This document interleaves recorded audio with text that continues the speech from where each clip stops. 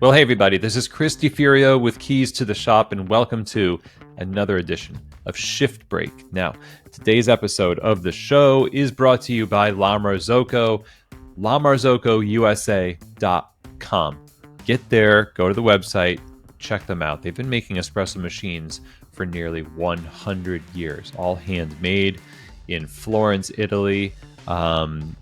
Beauty, dependability, course, they like the workhorse espresso machine, and innovation. The KB90 espresso machine, straight in locking portafilters, scales in the drip tray, classic Linea, the Leva espresso machine for actually pulling shots. You know, there's all sorts of configurations that you can get from La Marzocco for your cafe's needs.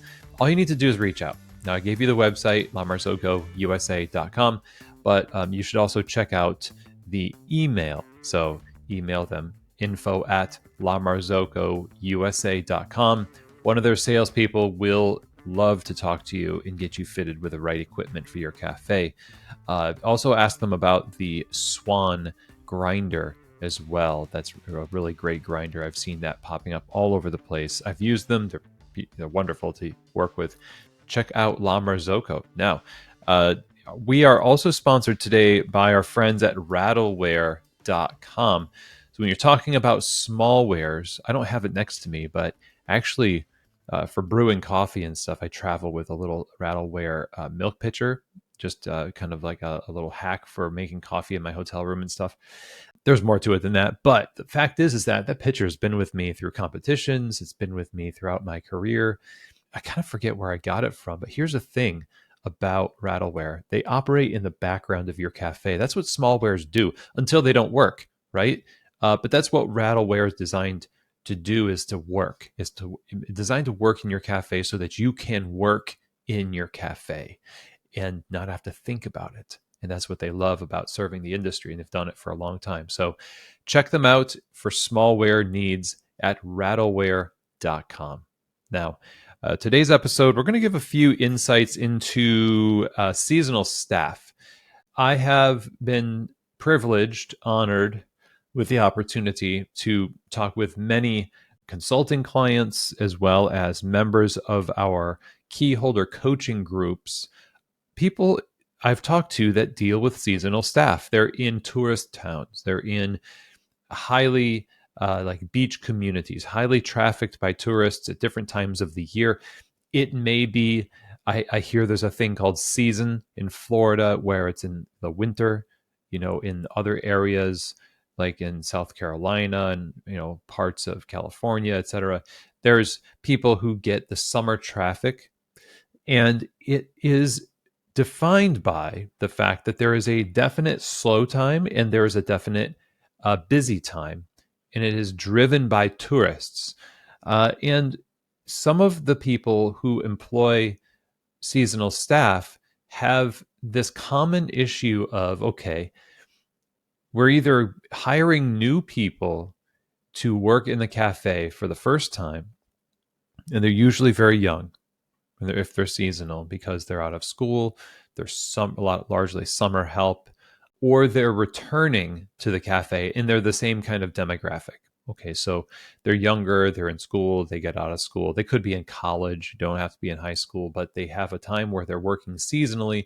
And for them, it's okay to just work for a few months, and that's all they want. They don't want a long-term commitment. And actually, you don't either, because you can't employ them long-term because you have a definite spike in business and then a downturn in business that's based on your seasonal business.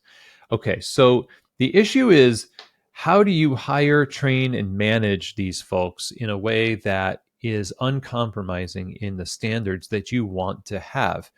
And when I say that, I mean, imagine that these people are long-term employees who don't have the liability of this large swath of time where they're not working in the cafe if they're returning to you and you get the same crew maybe every year. Or you've got somebody who's brand new. Maybe they've never worked in a coffee shop before. It's kind of a similar issue, but it's even harder with that group because you've got to get them used to the idea of hospitality, or at least your version of it. And I would go ahead and say that if you're going to hire seasonal staff, first of all, don't hire seasonal staff to work in your cafe that don't already have the values and character traits that you are looking for in your people that you've defined. And people that have some kind of service experience. It doesn't have to be food service, it doesn't have to be beverage, but they have served groups of the public. They have been exposed to the public. And ideally, they've been exposed to and have worked in environments where the public it's in a crowded environment where they have had to manage their own emotions and stand firm in the face of what can sometimes be a frustrated populace. Okay, so people who are on the boardwalk, people who are on vacation. We all know that vacation can sometimes be a very stressful time. Weirdly, which is very much a privileged problem to have, I suppose. But the point is that that stress walks into the cafe with the person. And seasonal staff are sometimes ill equipped to handle this type of thing because for them, it's one of the first times they've ever been exposed to a customer whose internal, the locus of control, they just don't have it. It's not internal for them. It's the circumstances. The hotel overcharged them. I got a parking ticket. I spilled something on my pants, and now I'm just going to go into the coffee shop, and the last thing I need is some young whippersnapper talking about grande blah blah blah. This is sometimes what happens, and often it may be what happens. So that's why I say, when you're hiring, hire for the job that person is going to be expected to do. You can hire for personality, but that personality needs to be based on the need of the business as dictated by the busiest times of the business. And so, yes, availability is part of it, and other factors. But first, you have to base your hiring on the values, and the values have to be based on the work in a realistic scenario, and you know that best.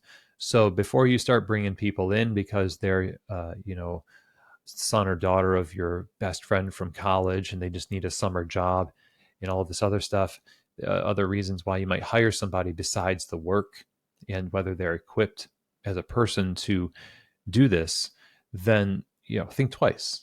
Bring in people who have the potential as evidenced by their already possessing some of the evidence of resiliency.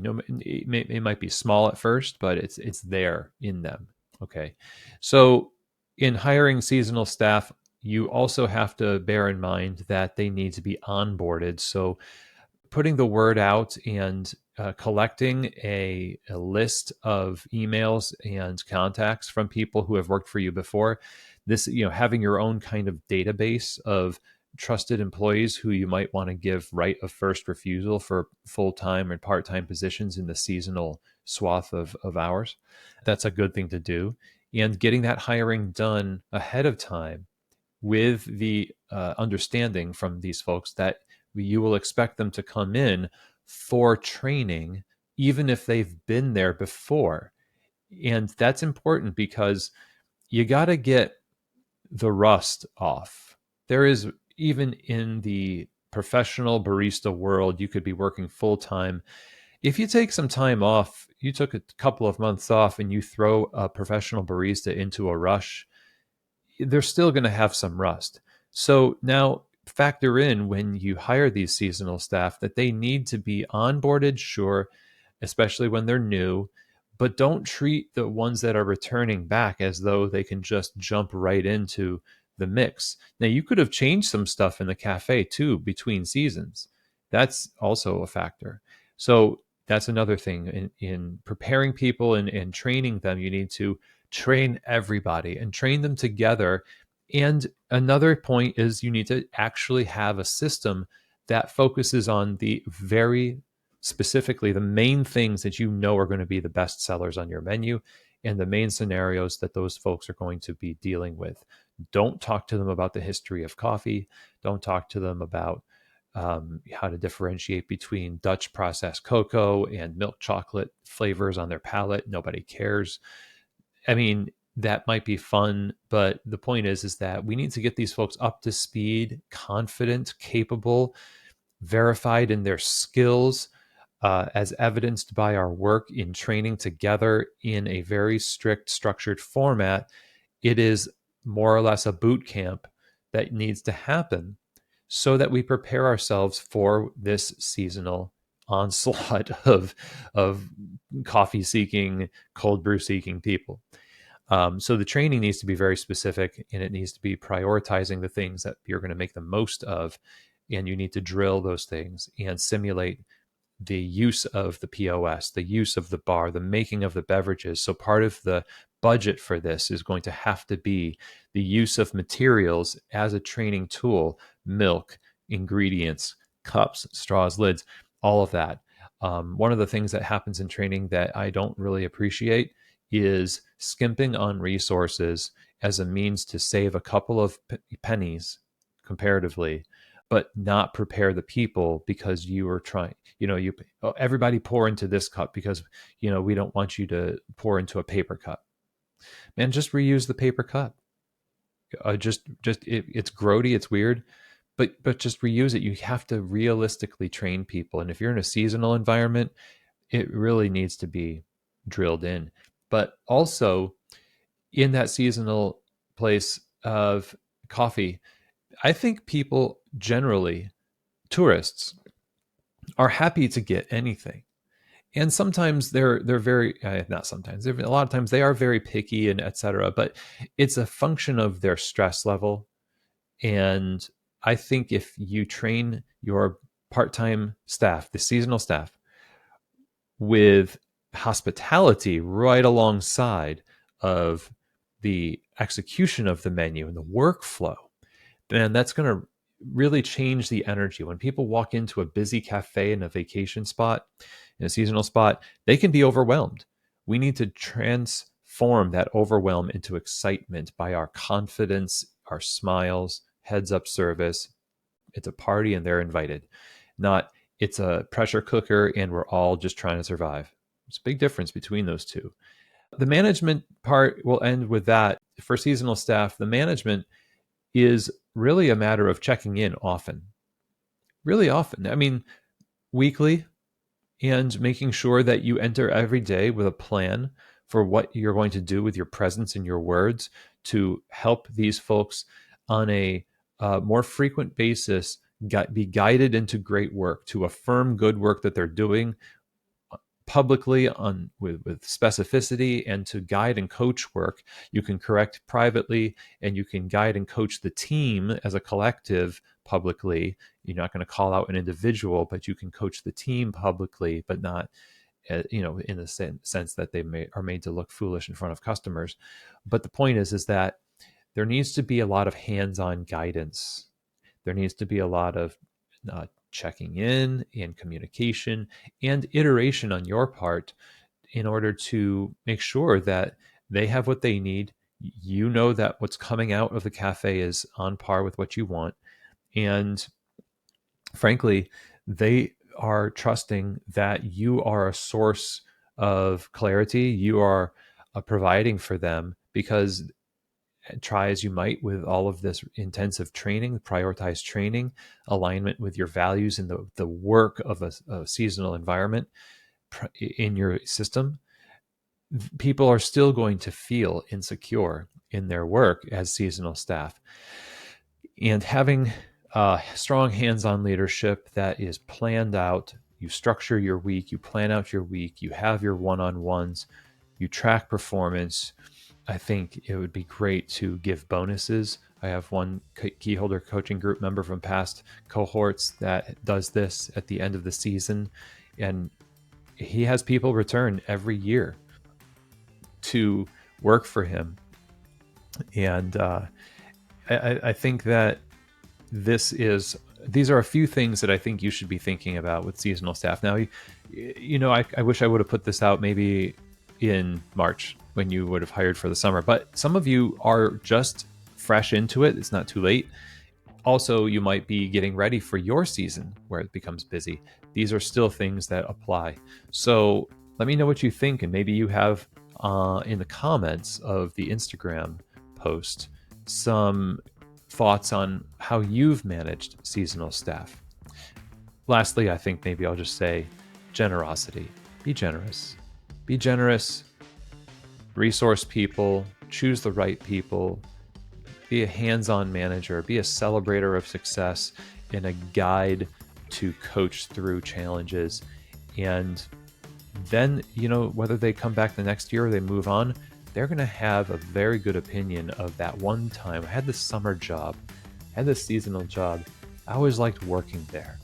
And I don't work in that space anymore. I don't work in coffee. I don't work at the ice cream stand anymore. But that was a good job because my manager did this or that, or we as a team worked really well together. These are things that a lot of us have in our past.